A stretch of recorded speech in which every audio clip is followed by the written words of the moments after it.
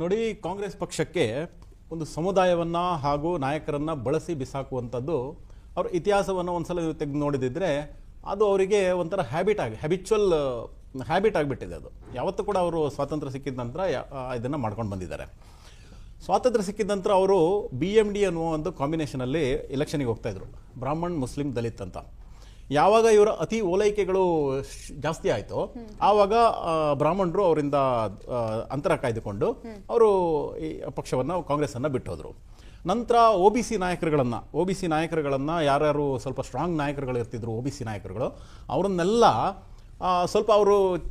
ಸ್ವಲ್ಪ ಶೈನ್ ಆಗಿದ್ರೆ ಸಾಕು ಅವ್ರನ್ನೆಲ್ಲ ಕಿತ್ತಾಕುವಂಥ ಕೆಲಸವನ್ನು ಮಾಡ್ತಾಯಿದ್ರು. ಆನಂತರ OBC ಸಮುದಾಯವನ್ನು ಕೂಡ ನೆಗ್ಲೆಕ್ಟ್ ಮಾಡಿದರು. ವೋಟ್ ಬ್ಯಾಂಕ್ ಆಗಿ ಮಾಡ್ಕೊಂಡಿರುವಂಥ OBC ಹಂಗೇನೆ ಸ್ವಲ್ಪ ದೂರ ಹೋಯ್ತು. ನಂತರ ದಲಿತರನ್ನ ದೊಡ್ಡ ವೋಟ್ ಬ್ಯಾಂಕ್ ಆಗಿ ಬಳಸ್ಕೊಂಡ್ರು. ಸ್ವಾತಂತ್ರ್ಯ ನಂತರ ದಲಿತರ ಅಭಿವೃದ್ಧಿಗೋಸ್ಕರ ಇವರೇನೂ ಮಾಡಿಲ್ಲ, ಆದ್ರೆ ದಲಿತ ನಾಯಕರನ್ನು ಕೂಡ ತುಳಿದಾಕಿದ್ರು. ನೀವು ನೋಡಿದ್ರೆ ಈ ಪ್ರಪಂಚದಲ್ಲೇ ಅತ್ಯಂತ ದೊಡ್ಡ ಒಂದು ಉತ್ತಮವಾದಂತಹ ಸಂವಿಧಾನವನ್ನು ಕೊಟ್ಟಂತ ಬಾಬಾ ಸಾಹೇಬರಿಗೆ ಮಾಡಿದಂತ ಅವಮಾನ ಇದೆಯಲ್ಲ ಕಾಂಗ್ರೆಸ್ನವರು, ಅದು ಅಕ್ಷಮ್ಯ ಅಪರಾಧ ಅಂತ ಹೇಳ್ಬೋದು. ಅಂತ ಒಂದು ಅಪಮಾನವನ್ನು ಮಾಡಿದ್ರು. ಹಾಗೇನೆ ಕೂಡ ದಲಿತರನ್ನ ಮತ ಬ್ಯಾಂಕ್ ಆಗಿ ಬಳಸ್ಕೊಂಡಿದ್ರು. ದಲಿತ ಇವ್ರನ್ನ ನಾಯಕರುಗಳನ್ನ ನಂತರ ದಲಿತರನ್ನ ಅವರು ಅಪಮಾನ ಮಾಡಿದ್ರಿಂದಾಗಿ ದಲಿತರು ಕೂಡ ಆ ಪಕ್ಷದಿಂದ ದೂರ ಆಗಿದ್ದು ನಮ್ಗೆಲ್ಲರಿಗೂ ಗೊತ್ತಿರುವಂತ ವಿಷಯ.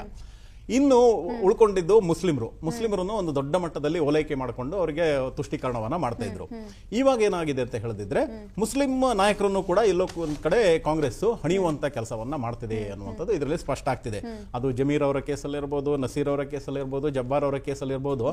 ಮೊನ್ನೆ ದಾವಣಗೆರೆ ಎಲೆಕ್ಷನ್ ಸಮಯದಲ್ಲಿ ಆನಂತರ ತದನಂತರದ ಬೆಳವಣಿಗೆಗಳು ಏನಿದೆ ಇದರಲ್ಲಿ ಎಲ್ಲೋ ಒಂದ್ ಕಡೆ ಮುಸ್ಲಿಂ ಸಮುದಾಯವನ್ನೇ ಅವರು ಹಣಿಯುವಂತ ಕೆಲಸ ಕಾಂಗ್ರೆಸ್ ಮಾಡ್ತಾ ಇದೆ ಅನ್ನುವಂಥದ್ದು ಸ್ಪಷ್ಟವಾಗ್ತಿದೆ. ಅದರಿಂದಾಗಿ ಇತಿಹಾಸವನ್ನ ನೋಡಿದ್ರೆ ನೀವು ಸಮುದಾಯವನ್ನ ಹಾಗೂ ಸಮುದಾಯದ ನಾಯಕರನ್ನ ಅವರ ವೋಟ್ ಬ್ಯಾಂಕ್ ಆಗಿ ಬಳಸಿ ಬಿಸಾಕುವಂತದ್ದು ಕಾಂಗ್ರೆಸ್ಗೆ ಒಂದು ಹ್ಯಾಬಿಟ್ ಆಗಿಬಿಟ್ಟಿದೆ. ಇದಕ್ಕೆ ನಮ್ಮ ಧಿಕ್ಕಾರ ಇದೆ ಅಂತ ಹೇಳಲಿಕ್ಕೆ ಬಯಸ್ತೀನಿ.